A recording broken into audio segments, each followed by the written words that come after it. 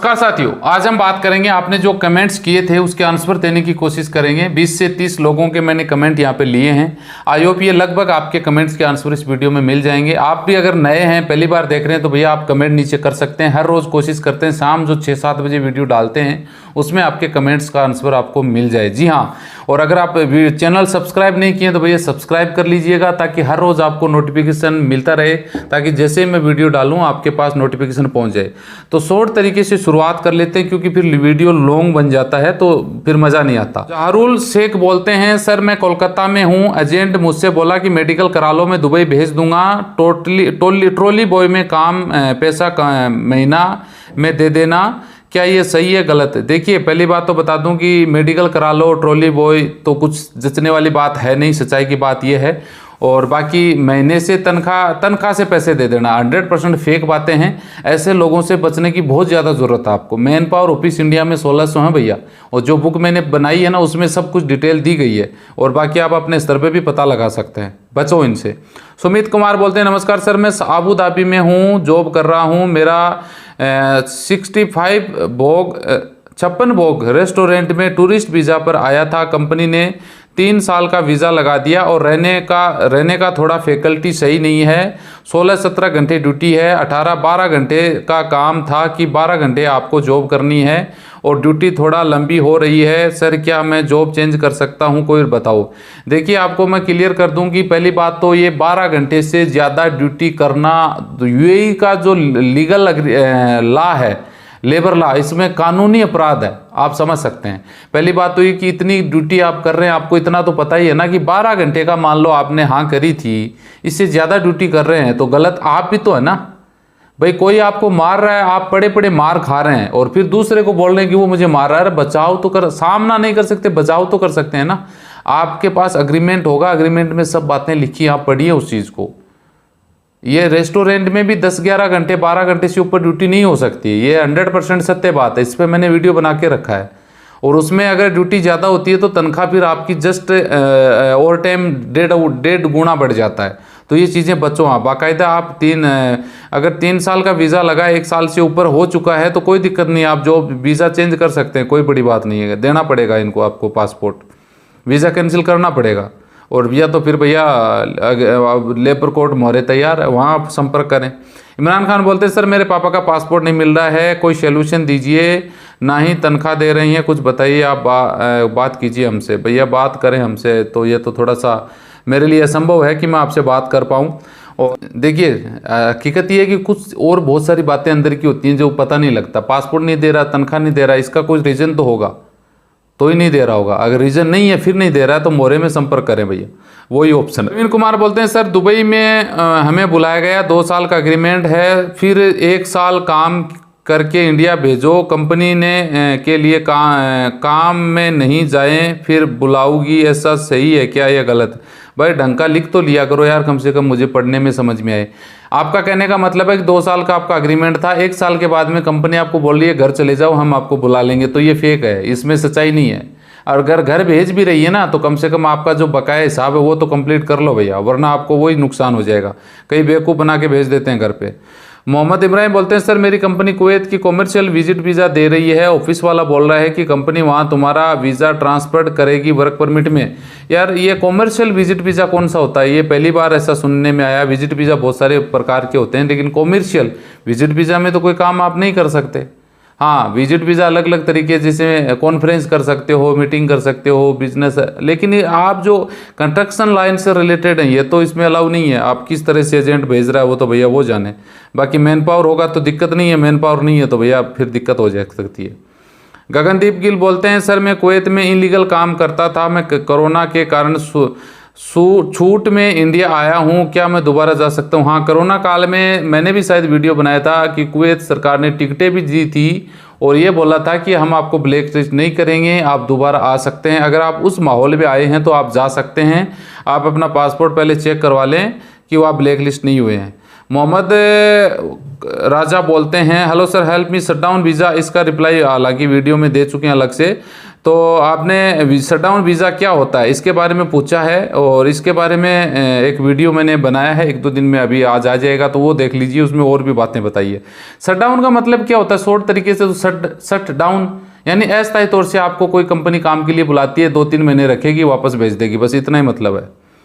माहिरा खातून बोलती हैं sir Kuwait shutdown visa में पीसीसी होता है क्या? देखिए पीसीसी शटडाउन वीज़ा में नहीं होता है, सच्चाई है, क्योंकि शटडाउन वीज़ा एक्चुअल में वर्क परमिट वीज़ा नहीं होता है, ये समझ रहे। वर्क परमिट वीज़ा में शटडाउन वीज़ा में, अगर शटडाउन वीज़ा एक विजिट वीज़ा की तरह इसको मान सकते हैं, तो इसमें पीसीसी नहीं होता है।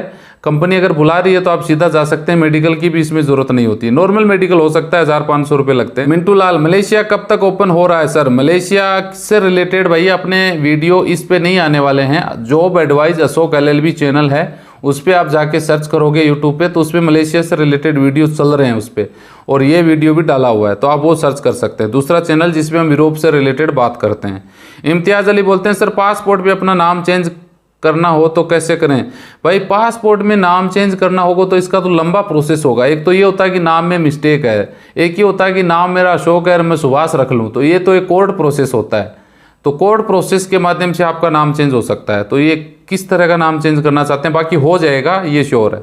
पवन कुमार बोलते हैं सर मुझे दुबई वीए में 14 मंथ हो गए हैं, कंपनी में चेंज कर सकना चाहता हूं, कंपनी पैसा मांग रही है। आपको 14 मंथ हो गए हैं, कंपनी चेंज करना चाहते हैं, वीज़ा का पैसा मांग रहे हैं, तो बिल्कुल गलत बात है। आप मोहरे में कंपनी के खिलाफ में शिकायत दर्ज करवा सकते हैं, कोई पैसा आपको देने की ज़रूरत नहीं होती होगी। जी हाँ। सुमित सिंह बोलते हैं सर बताइए उत्तराखंड में मैन पावर ऑफिस कहाँ है? भैया उत्तराखंड में मैन पावर ऑफिस हैं, शायद 8 हैं, इतनी है उत्तराखंड में हैं, बुक में लिखा है मैंने, इस बुक में है भैया। आप अगर इसको हिम्मत है तो परचेज कर लीजिए, 1000 रुपये का है, बहुत सारी बातें हैं इसमें, 320 पन्ने की बुक है, और बाकी 7-8 के करीब होनी चाहिए वहाँ पे। कामरान अंसारी बोलते हैं सर मुझे दुबई का लाइसेंस चाहिए, कौन सा वीज़ा लेना होगा? भाई दुबई का लाइसेंस अगर ड्राइवरी से रिलेटेड लेना चाहो तो ड्राइवरी में जाना होगा, तो ही लाइसेंस मिलेगा आपको।